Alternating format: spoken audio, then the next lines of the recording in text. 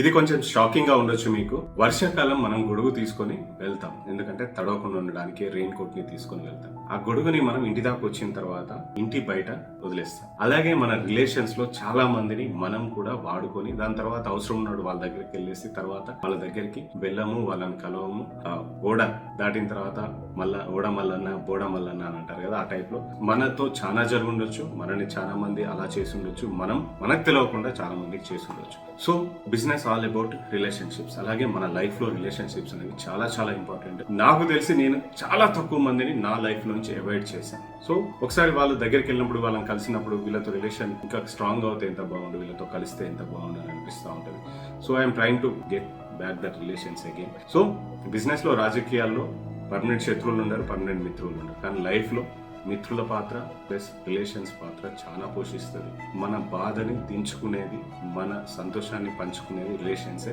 So relations break అవుతూ ఉంటాయి, దాన్ని మళ్ళీ అటాచ్ చేసుకోవడం, అందరు కలిసి హ్యాపీగా ఉండడమే మన లైఫ్కి మీనింగ్ కదా. సో మీ దాంట్లో ఎంతమందిని మీరు కట్ చేశారు, అవసరానికి యూజ్ చేసుకొని వదిలేశారు, లేకపోతే మిమ్మల్ని అవసరానికి ఎంతమంది యూజ్ చేసుకొని వదిలేశారు, కామెంట్ బాక్స్లో కామెంట్ చేసేయండి. సో ఈరోజు వాళ్ళని క్షమిద్దాం.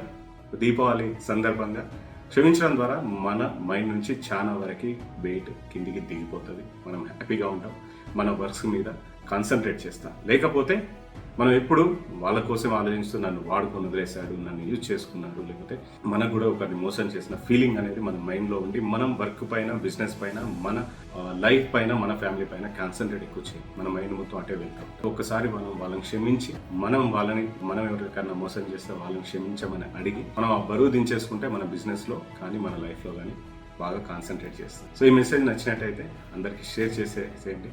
ఈ దీపావళి సందర్భంగా, రాబోయే దీపావళి సందర్భంగా, నా ఫేవరెట్ ఫెస్టివల్ కాబట్టి ఈ మెసేజ్ అందరికి ఇస్తున్నా. ఒక పెద్ద మనిషి చెప్పాడు, అది విన్న తర్వాత మన ఫాలోవర్స్ అందరికి షేర్ చేయాలనిపించింది, షేర్ చేస్తున్నా. Thank you so much for watching KP business guru and KP wellness park. త్వరలో life talks with KP podcast రాబోతుంది. సో చాలా ఎక్సైటింగ్ స్టఫ్ రాబోతుంది దాంట్లో.